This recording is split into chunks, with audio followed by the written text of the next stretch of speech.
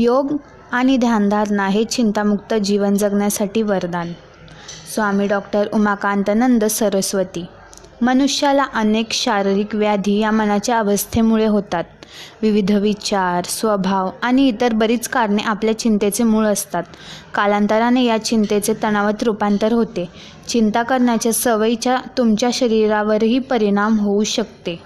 अशा परिस्थितीत शरीर आणि मनाला स्थिर व सुदृढ आरोग्यदायी राखण्यासाठी नियमित ध्यानधारणा, प्राणायाम व योगासने हे सर्वोत्तम वरदान असल्याचे स्वामी डॉक्टर उमाकांतानंद सरस्वती म्हणाले.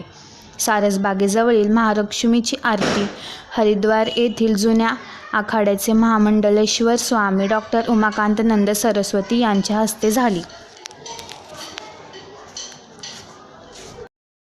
सुल्तान के पास तो लोगों ने कहा कि अभी वो प्रेयर कर रहे हैं तो अभी थोड़ी देर रुक जाइए. तो वो सुनने लगा कि क्या प्रेयर कर रहा है, कि बड़ा आदमी भी प्रेयर करता है, तो बहुत बड़ा राजा है, सुल्तान है. तो जाके देखा कि हे प्रभु मुझे धन देना, मुझे सुख देना. बोले तो भिखारी है. तो जब वो उठा तो पूछा लोगों ने, अब मांग सकते हैं उनसे. बोले इससे क्या मांगना, वो जिससे मांग रहा था उसी से मांग लेंगे. तो सामान्य आदमी के लिए यही है कि आप विश्वास करिए अपने ऊपर. क्या विश्वास करना है कि हम ईश्वर के अंश हैं, हमारे अंदर अनंत शक्तियां हैं और हम इस सृष्टि पे, ये बगीचा है भगवान का, ये गार्डन है, इसको अच्छा बनाने के लिए आए हैं. किसी पर्पस से हमको यहाँ भेजा गया, क्योंकि जीवन बहुत छोटा है. हम पैदा होते हैं, मरना शुरू होते हैं. हम सोचते बड़े हो रहे हैं, बर्थडे पार्टी मनाते, इतने साल के बड़े हो गए. नहीं, उतने साल के छोटे हो गए. 80 साल की उम्र है और 70 के हो गए तो 10 साल बचे हैं. 12 साल बच्चे हैं तो उसमें से 4 साल सोएंगे, 8 साल बचा. उसमें से खाएंगे पिएंगे नहाएंगे, 4 साल उसमें गया. जीवन में कुछ है ही नहीं. तो विश्वास करिए उस ईश्वर की शक्ति पर कि कण कण का संचालन वो करता है.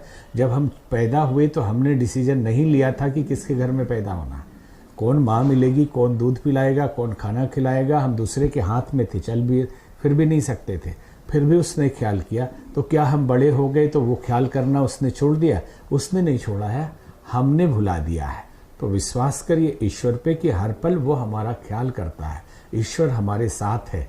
तो आपके दुख अपने आप गायब हो जाएंगे. भगवान पे भरोसा, अपने आप पे भरोसा. आप जिस धर्म का भी पालन करते हैं, ईश्वर पे भरोसा कहने का तात्पर्य है. और अपने जीवन में आलस्य प्रमाद त्यागिए. भगवान दे देगा, देता उसी को जो मेहनती है, जो गोल बनाते हैं, लक्ष्य निर्धारित करते हैं और उसके लिए पुरुषार्थ करते हैं, मेहनत करते हैं, उन्हीं को मिलता है. और बोले कि भगवान ने तो दिया नहीं, तो करते क्या हो? तो 1 घंटे रमी खेलते हैं, 2 घंटे यूट्यूब देखते हैं और पड़े रहते हैं. भगवान तो कुछ दे ही नहीं रहा, किस्मत खराब है, पड़ोसी को दे दिया. आप अपनी जिंदगी को देखिए कि आप कितना मेहनत करते हैं. पुरुषार्थ और मेहनत ही ईश्वर की सबसे बड़ी शक्ति है. और ईश्वर की कृपा धन मिलना नहीं है, सद्बुद्धि मिलना है.